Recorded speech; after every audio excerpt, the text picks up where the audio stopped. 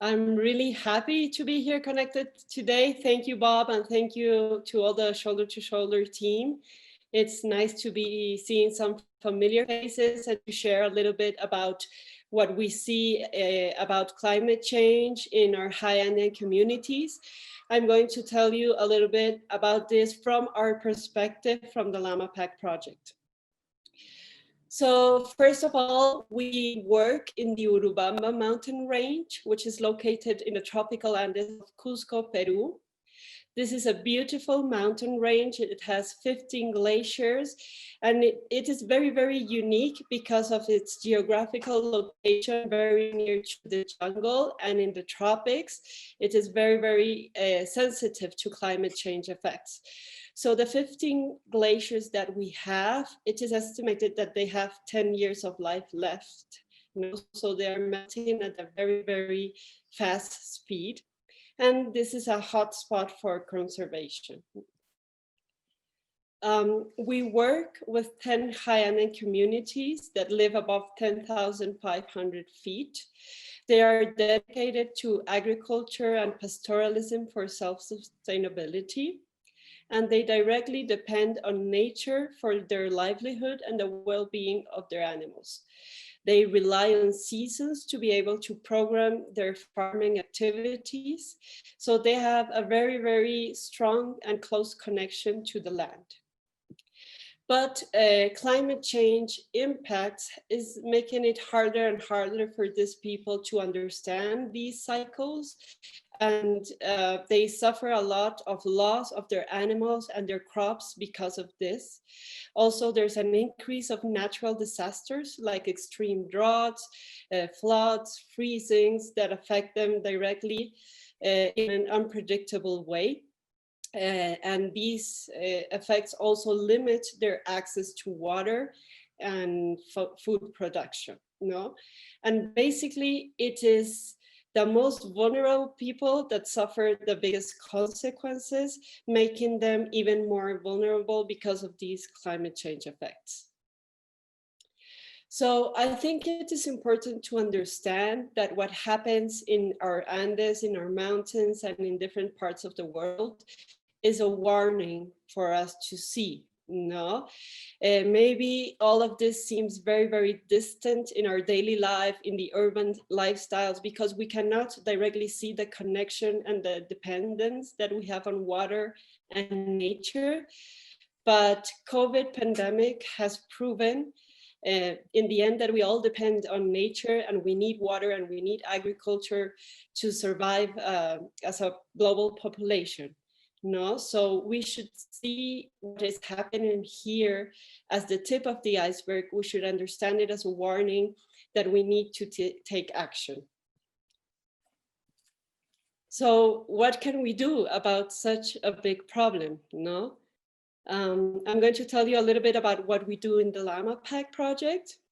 Through the Llama Pack project, we work to recover the use and breeding of llamas as pack animals for the tourism industry, to protect our fragile mountain ecosystems, and to generate tools for sustainable development in high-end communities. No, so why llamas? Llamas are native to the Andes. They're an eco-friendly animal, completely adapted to mountain ecosystems and pack labor, and they are highly resilient to climate change effects. So they are very useful for Andean communities to maintain, but due to historical reasons, the breeding of llamas is being lost every year. No? Currently, for example, the tour companies that operate in the area, they hire mules as pack animals to transport the camping material of people that visit our mountains and do tourism in our mountains.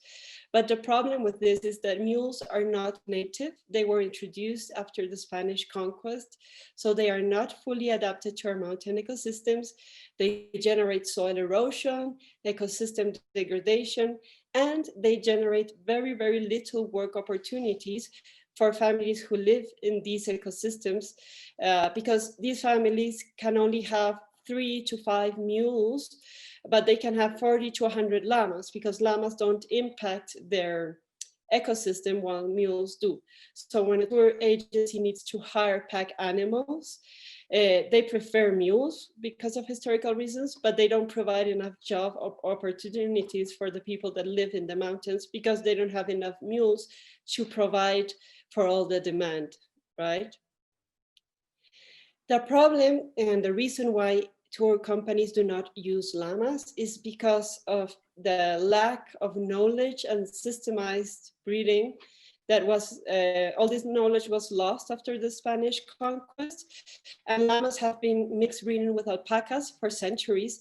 So now we have a very, very hybrid, small hybrid animal that cannot compete in load capacity with a mule.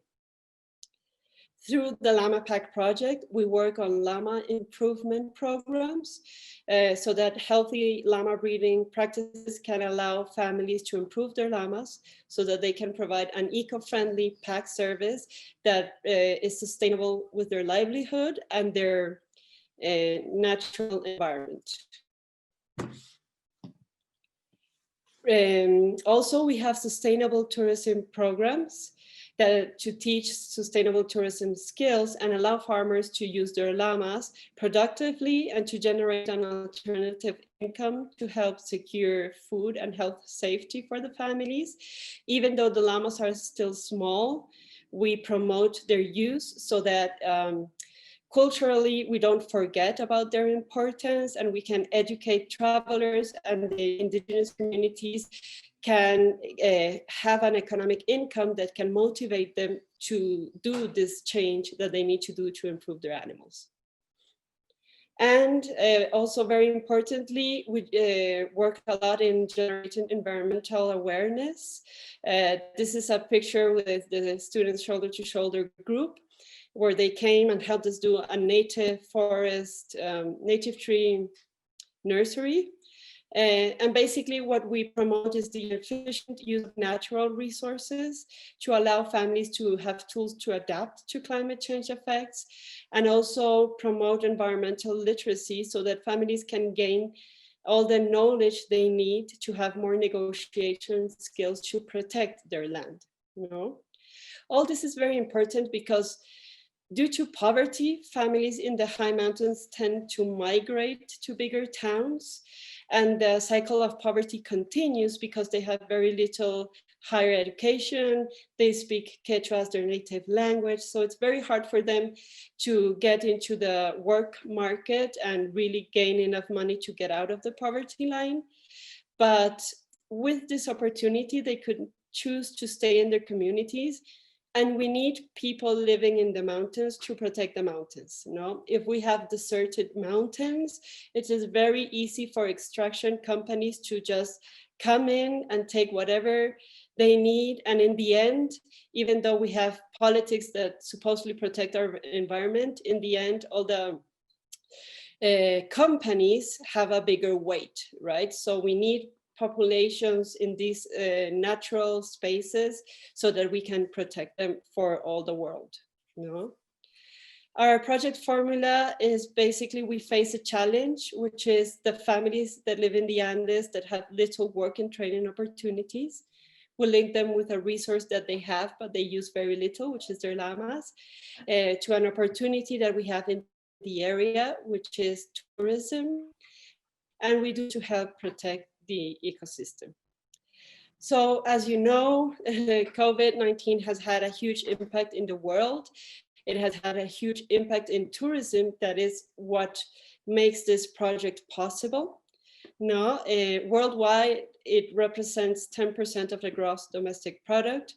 Locally in Peru, only officially, like with the formal companies, there have been 70,000 tourism-related companies that have closed and 650,000 jobs lost. But this is probably only the half because 50% of the tourism industry is informal. So it's probably twice as bad. And this has generated a bigger dependence of land. No, we have seen many families migrating back from the urban towns back to their rural land. So now you can see more people producing the land, more people depending on nature to be able to get through this economic crisis.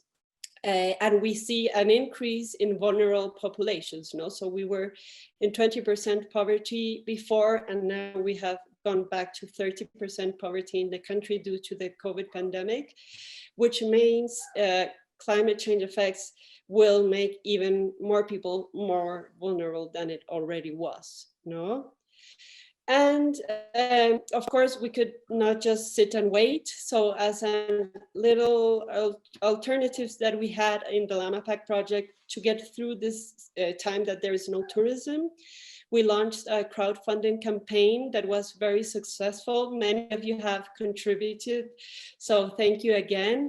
And with the funds that were funded, we can now do training in tourism skills that would not otherwise be possible because they were usually sustained by tourism income. So we will continue our training programs. And then we also launched a brand of Llama, natural-based Llama fertilizer called Llama Power. This has allowed us in a small scale to keep generating income for the local families. We have been selling the fertilizer to local agriculture. It has been very attractive for organic farmers. And that's what we're doing in the meantime, trying to keep promoting the importance of llamas, trying to keep motivating people to improve their llamas and to gain economic income from their animals so that they can have an opportunity in the mountains and they can help us take care of these valuable resources. So I would like to leave you with this reflection now. What can you do to help mitigate the climate change effects? We can all do something about it. What we must not do is to stop thinking about it, to think it's not going to affect us. This is only the beginning. So I hope at least you can be a little bit motivated that something can be done and that it is very, very important to start doing things. So thank you for letting me share a little bit about our mountains and our project. And I look forward to hearing your questions and talking a little bit more. Great. Thanks so much, Alejandra. It's a really well-organized presentation, and even your, maybe we can move to the screen that puts, yeah, thank you for that. And a couple of notes that I made that are really a message to all of us. I mean, one, I said something a little earlier about the egocentrism of people, but also that we struggle thinking in long-term, with a long-term view, and what you are seeing and what and a lot of us are seeing is that it's not long-term anymore. This is right in front of us, and I think also your incorporation of systems thinking is compelling, and I think is a piece of wisdom that all of us can incorporate. We sometimes, when we look at a problem, we only see the manifestation of what are many systems coming together to form that problem. And I just think the work you're doing is so smart, it's so thoughtful and intelligent. It actually, while it's specific to where you are, so many of the principles are applicable to all of us, and to people living in all around the world, as you are suggesting with your last question, is to inspire us a little bit, is what can we all do? So thank you so much for that, for the good thinking and the good work you're doing, and for leading us in a conversation here. So with that, I'll open it up to the panel.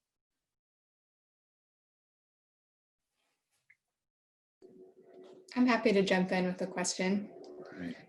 First off, thank you. That was just inspiring and beautiful, and I really appreciate the work you're doing, Alejandra.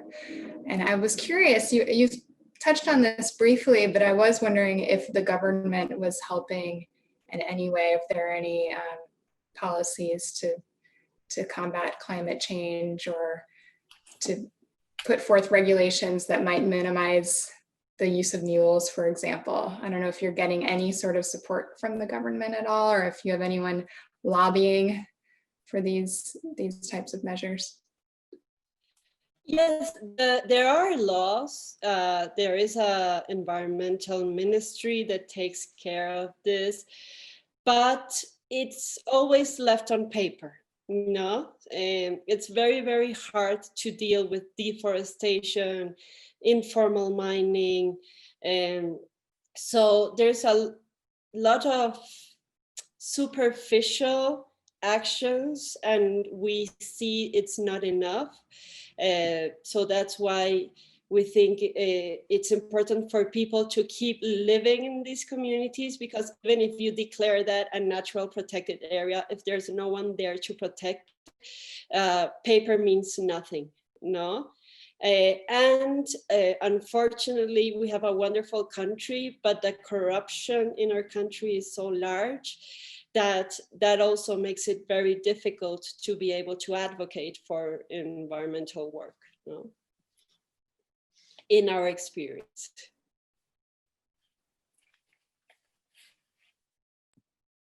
Yeah, I can go next.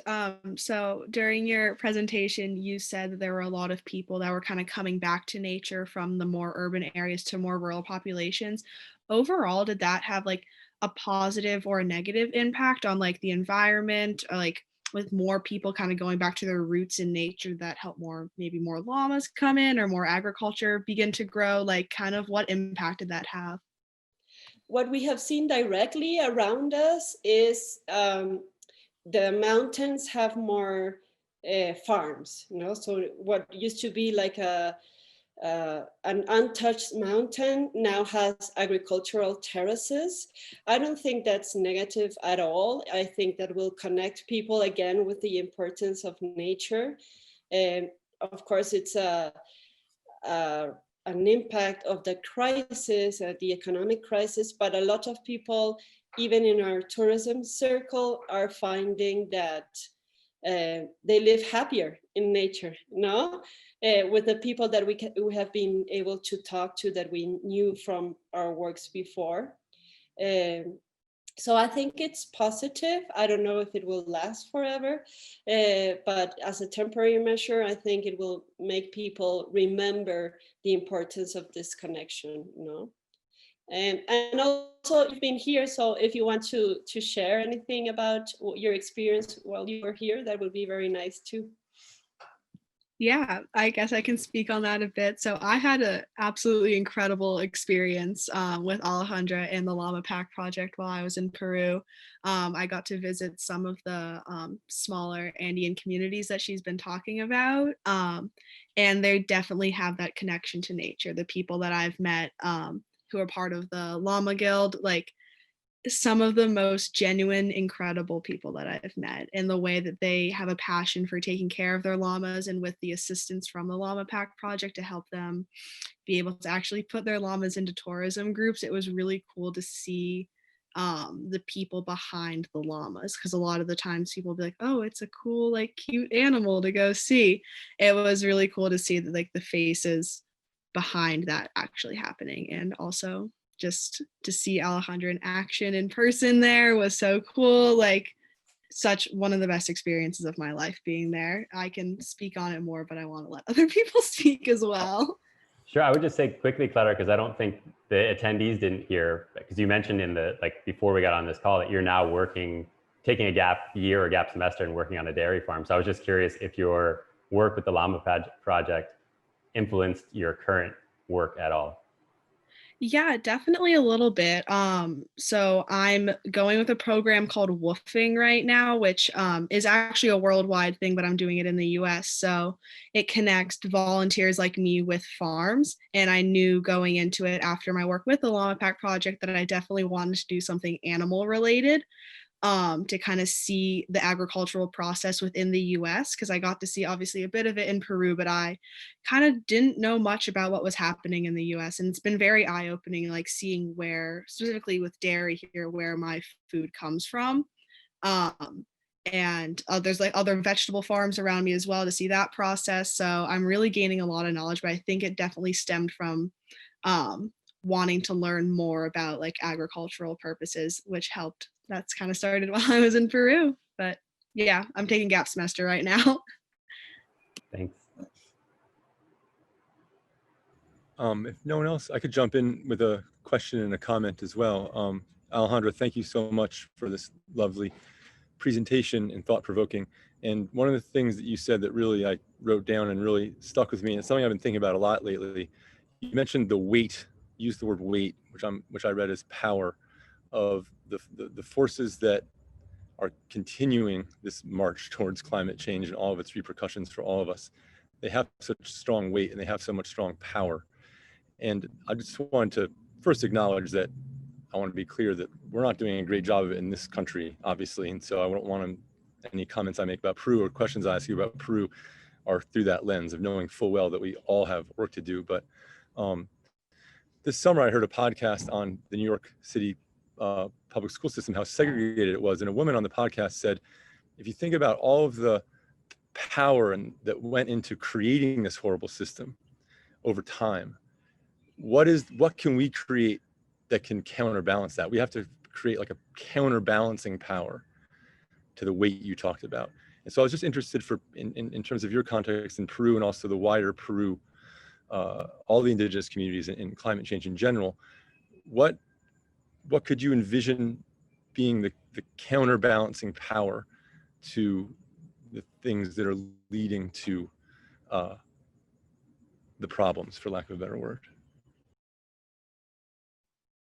I think we can all do something small scale, but definitely representation in the government is very important, to have people to push forward, to make our small actions transcend even more, And it's difficult because politics worldwide has become a show. It's very difficult, even for transparent and honest people, once they get into power, to deal with the corruption systems. And I think this replicates in many countries, So it's a good question. I'm not sure I have a direct answer, but I do think we need to work together with the government. We do need to vote. We do need to choose people to represent these actions. And I don't believe in politics, I really don't,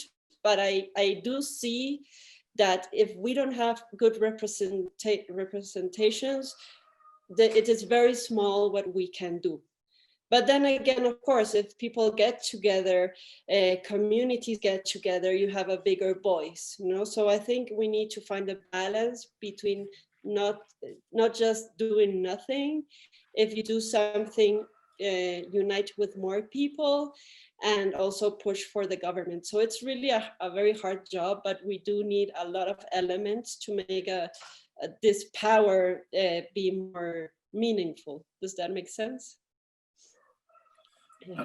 Alejandra, I would like to jump in on that, because one of the notes I made, and I think I guess I used the word smart, and what I meant by that is I think, to respond to Seth a little bit, I think the method and the strategy and the planning and so on is critical as well. I mean, I see the work you're doing is having a great deal of synergy between what is right for people, what is good for people, which includes what is good for their community and for their natural surroundings.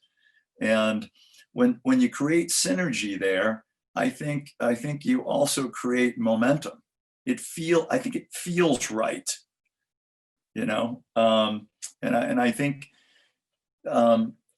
that, if you will, doesn't require so much coercion for other institutions. There's a synergy of systems that I think you're helping correct, you know? So I don't know, Seth, that's what I was thinking of, is that instead of feeling as though you have to constantly be convincing people, if you can just a little bit show them that, you know, if we do it this way, it's better for everybody and it's going to feel right. It's going to feel better. I don't know. That may be wishful thinking too. I'm not sure. Natalie, maybe you have a comment on that, because I know the other day you had a couple of comments that I thought were kind of in that kind of frame of thinking. Anything coming to mind now? Or?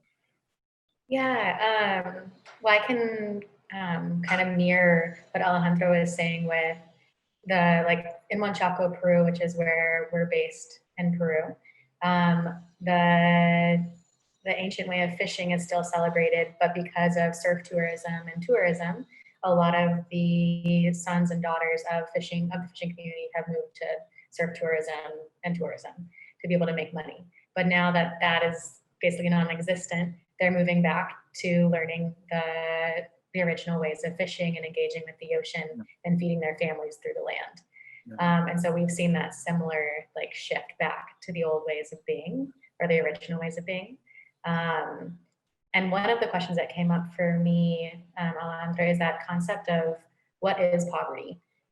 Is poverty just like the number that you have in the bank account, or is poverty how you're able to support and be and thrive? And that doesn't necessarily have to do with how much finances a family has, because they can be abundant through their llamas and through their farming and through their fishing and through what the earth is able to give them as well. And that's one piece, Bob, that you were touching on with what can we do? We have this voting season coming up. We can go to the ballots, we can make our votes, but then what? Like, how do we continue voting on our daily decisions and on our daily basis to make what we want to see happen in the world happen now versus in the future? And that's through like each dollar that we spend, what are we spending it in? Are we being conscious voters through what we're purchasing? And is what we're purchasing good for the environment, good for the health of the people that are creating them? And so kind of bringing that awareness.